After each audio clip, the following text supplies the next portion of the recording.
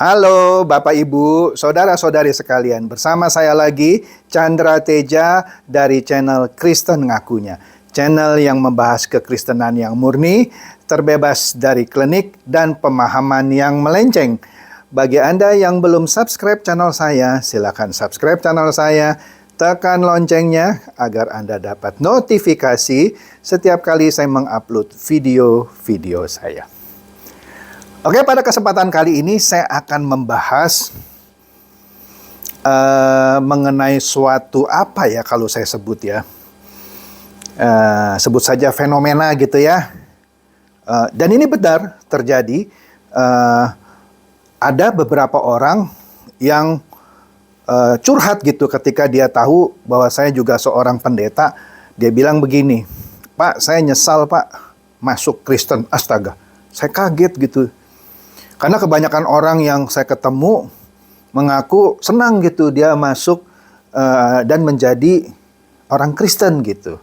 Nah kali ini bukan hanya sekali loh, saya ada ketemu 2-3 kali yang menyatakan dia menyesal menjadi orang Kristen. Kemudian saya tanya, loh kenapa Anda menyesal jadi orang Kristen? Panjang sih Pak, ya boleh dong cerita supaya jadi masukan buat saya. Kemudian siapa tahu saya bisa membantu mengoreksi hal-hal yang mungkin Anda salah artikan sehingga membuat Anda menyesal menjadi orang Kristen. Ayolah. Awalnya dia agak sungkan gitu ya bercerita kepada saya karena dia pikir udahlah sama aja lah ini pendeta gitu ya. Ujung-ujungnya juga begitu katanya. Ya, tapi kan you nggak ada salahnya dong. Siapa tahu setelah you bercerita kepada saya, you mendapatkan suatu wawasan yang berbeda ketimbang apa yang Anda sudah pahami mengenai kekristenan. Akhirnya setelah berbincang-bincang sekian lama, akhirnya dia membuka diri. Dia bilang begini, "Pak, saya awalnya bukan orang Kristen," katanya. Kemudian karena diajak oleh teman saya pada awalnya ke gerejanya gitu ya. Ya saya ikut, saya mau tahu apa sih ini kekristenan. Awalnya saya senang sih Pak, masuk ke gerejanya, nyanyi-nyanyi, lagunya juga asik gitu ya.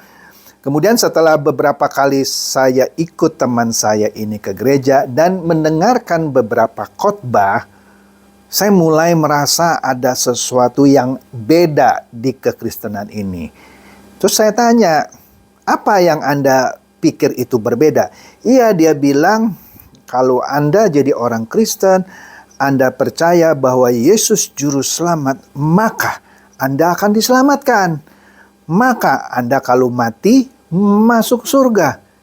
Wah, senang saya kalau jadi orang Kristen, ngaku bahwa Yesus itu adalah Tuhan, dan memberikan diri dibaptis, mati, masuk surga gitu ya. Boleh deh, aku mau jadi orang Kristen ketimbang sekarang aku nggak jelas gitu. Apapun aku tidak pernah sembah, aku juga nggak pernah beribadah. Atau singkatnya orang ini nggak punya agama lah, atau ateis gitu lah ya. Kemudian akhirnya setelah dia mendengar lagi bahwa keselamatan itu di kekristenan adalah sesuatu yang gratis. Ya, tidak perlu bayar. Ya betul sih. Karena Yesus sudah mati sebenarnya bukan hanya untuk orang Kristen, untuk seluruh dunia. Nah, tinggal siapa yang mau menerima dia, diberikanlah jalan keselamatan. Gratis. Nggak peduli Anda dulu sebejat apa, selama Anda terima Tuhan Yesus, tapi catat ya, tidak cukup sampai terima Tuhan Yesus dan memberikan diri dibaptis. Anda percaya, memberikan diri dibaptis, kemudian Anda tunduk kepada semua perintahnya. Melakukan apa yang difirmankannya dan menghindari apa yang dilarangnya. Kira-kira begitu deh. Gampangnya ada gitu ya. Baru Anda boleh mengklaim diri sebagai orang percaya. Karena prinsipnya percaya adalah menundukkan diri kepada orang yang dipercayainya. Yaitu, atau sosok lah ya. Kita nggak bisa bilang orang karena ini sudah kita bicara mengenai Tuhan. Yaitu tunduk kepada semua perintahnya. Oke? Nah, Setelah dia jadi orang Kristen, memberikan diri dibaptis karena dia dapat tanda kutip, iming-iming mati pasti masuk surga gitu ya. Tapi di tengah perjalanan, yang awalnya dia dengar bahwa keselamatan itu adalah gratis, tidak usah bayar. Setelah dia ikut kebaktian ini lebih intens, dulu mungkin datangnya mungkin sebulan sekali atau paling hebat 2 minggu sekali. Kali ini setelah sudah jadi Kristen setiap minggu. Bahkan lebih intens lagi, pertengahan minggu pun ibadah dia ikut. Nah, semakin lama semakin dia intens, akhirnya dia diperkenalkan kepada suatu yang namanya persembahan persepuluhan dan persembahan buah sulung. Bingung dia mulai. Kenapa?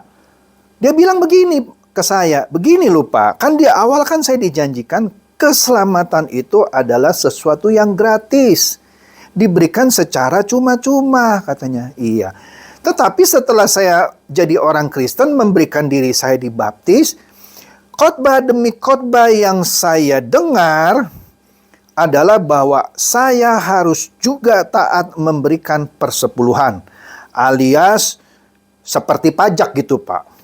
Ya, saya terangkan itu bukan pajak sih, tapi panjang lah, nggak usah saya masuk situ dulu ya.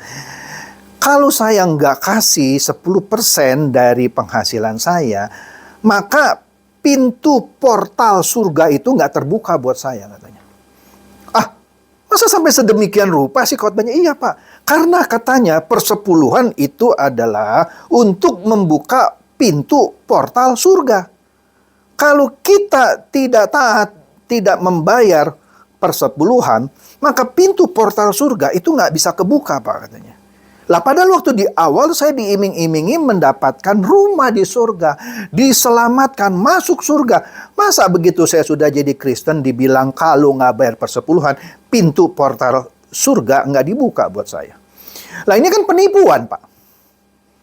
Oke, lanjut saya bilang. Iya Pak, jadi saya nyesel Pak. Kenapa di awal dibilang gratis, begitu masuk dipajekin Pak 10%. Kemudian setiap setahun sekali, saya diharuskan menyerahkan gaji bulan Januari saya. Setahun sekali, Pak. Padahal, Pak, saya mau kasih tahu, gaji saya setiap bulan itu masih di bawah UMR. Masa sih? Iya. Di awalnya saya sempat kaget ya, mendengar ada orang yang mendapat gaji di bawah UMR. Tetapi kenyataannya memang ada orang-orang yang gajinya di bawah UMR.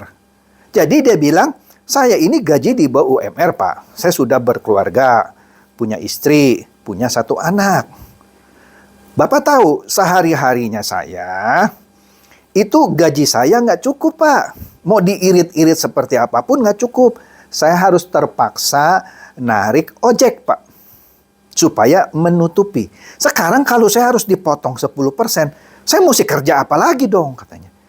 Saya jadi nggak sejahtera, Pak. Jadi Kristen supaya bisa masuk surga yang awalnya katanya gratis, sekarang ditambahin pajak 10%. Belum lagi setiap Januari seluruh gaji saya harus disetor ke gereja. Saya makan apa, Pak? Memang Tuhan Yesus begitu? Kalau Tuhan Yesus begitu, saya batal deh. Saya balik lagi aja, nggak usah jadi punya agama. Saya pikir bukan saya benar ya. Saya pikir ini orang logis juga jalan berpikirnya gitu ya. Karena kenapa? Di awal dia diajak oleh temannya bilang, kalau kamu jadi orang Kristen, mati masuk surga. Keselamatan itu gratis. Diberikan kepada semua orang, nggak peduli dosanya semerah apa gitu. Ya, nggak peduli. Langsung dibersihkan Tuhan. Mati masuk surga. Tapi begitu saya jadi orang Kristen, Pak, dibaptis, baru diajarin. Bayar persepuluhan. Kalau kamu tidak bayar persepuluhan, ya, rezekimu dimakan belalang pelahap. Lah, sekarang aja nggak dimakan belalang pelahap aja sudah kembang kempis, Pak. Apalagi nggak bayar, dimakan. Saya punya rezeki sama belalang pelahap. Nggak bisa napas saya, Pak. Ini Kristen apa katanya? Mendingan saya nggak usah jadi Kristen, nggak usah kenal sama yang namanya persepuluhan dan buah sulung. Saya bilang logis juga ini jalan berpikirnya orang ini. Kemudian dengan pelan-pelan saya ajarkan orang ini mengenai kekristenan yang sesungguhnya. Saya jelaskan bahwa persepuluhan itu betul ada di Alkitab. Ya Pak, saya juga diajarkan begitu. Kan di Alkitab dia bilang harus memberikan persepuluhan. Ya kemudian saya ajarkan juga. Di Alkitab juga diajarkan atau diperintahkan untuk mengawini pelacur. Tahu nggak? Dia mulai bingung. Emang ada Pak? Di Alkitab tertulis untuk mengawini pelacur? Ada, saya bilang. Tetapi konteksnya untuk Nabi Hosea. Jadi tidak semua orang Kristen harus mengawini pelacur. Itu instruksi hanya kepada Hosea. Itu namanya konteks, saya bilang. Begitu juga dengan persepuluhan. Itu hanya diinstruksikan kepada orang-orang Yahudi pada waktu itu. Untuk memberi makan orang Lewi, janda miskin, anak yatim, dan orang asing. Panjang deh saya bilang. Kemudian saya kasih buku saya ini. Ini yuk baca deh. Saya sudah jelaskan di sini mengenai persepuluhan dan persembahan buah sulung. Kemudian persembahan buah sulung juga bukan gaji 1 bulan. Yaitu gaji Januari dikasih semua gereja. Terus kalau kamu kasih semuanya ke gereja, bulan Februari kamu makan apa? Nah itu dia Pak. Masa saya mesti pinjam sama orang tua atau sama mertua? Diketawain saya. Ngapain lu masuk Kristen? Sekarang lu ngutang sama mama. Ngasih mama aja belum bisa, malah ngutang lu jadi orang Kristen. Kan malu saya Pak. Iya benar juga. Saya bilang persembahan buah sulung bukan gaji Januari dikasih seluruhnya ke gereja. Baca buku saya. Bukan begitu. Nah mulailah dia mendapatkan pencerahan. Jadi sebenarnya persembahan persepuluhan itu nggak wajib Pak. Tidak wajib. Kalau Anda punya uang lebih mau kasih, boleh. Dan bagi saya namanya bukan persembahan persepuluhan. Itu namanya kalau Anda mau kasih 10%, sebutan saya, itu Anda memberikan persembahan 10% dari gaji. Tapi definisi saya itu bukan persembahan persepuluhan. Karena persembahan persepuluhan adalah pada prinsipnya makanan. Baca buku saya. Gitu Pak ya? Iya. Persembahan buah sulung itu bukan seluruh gaji bulan Januari. Anda bacalah buku saya. Mulailah dia mendapatkan pencerahan-pencerahan sehingga saya bisa mengurungkan niatnya untuk keluar dari Kristen. Saya bilang, yuk baca deh buku saya. Lain kali ada waktu lagi kita ketemu, kita diskusi lagi. Akhirnya dengan senang dia terima buku saya dan dia baca. Dan setelah itu kami sering berdiskusi lebih lanjut. Jadi itulah salah satu contoh. Dan masih banyak lagi lah. Saya cuma ambil contoh ini yang kebetulan saya ketemu gitu ya. Kenapa orang akhirnya memutuskan untuk keluar dari kekristenan? Karena dia merasa capek gitu jadi orang Kristen, udah miskin masing dipajakin lagi 10%. Dengan janji kalau you kasih 10%, nanti you akan diberkati lagi. Pernah apa saya praktekin? Enggak tuh, saya nggak dapet tuh. Saya 3 bulan mencoba dengan susah payah ngasih persepuluhan, enggak tuh nggak diberkati. Mesti 10 tahun saya kasih persepuluhan katanya. Ya nggak usah. Kalau kamu memang kagak mampu, tidak usah kasih. Ya, tapi kalau kamu ada uang lebih, silakan kasih. Karena gereja juga butuh dana untuk pelayanan. Oke? Jadi persembahan orang Kristen, Anda baca di 2 Korintus 9 ayat 7. Persembahan sukarela, sukacita, tanpa bersedih dan tanpa paksaan. Jadi bukan persepuluhan. Jadi sukacitalah Anda jadi orang Kristen. Mulailah ia mendapatkan pencerahan dan dia mulai kembali ke gereja. Saya tidak tahu apakah di gereja itu kemudian dia dibully karena dia tidak lagi memberikan persepuluhan. Saya tidak tahu. Karena saya belum tanya lagi. Oke, demikian. Semoga ini mencerdaskan dan mencerahkan Anda semua. Silakan share video saya ini kepada teman-teman, sahabat atau kerabat. Supaya mereka tambah cerdas dan tercerahkan. Seperti biasa, terima kasih. Shalom.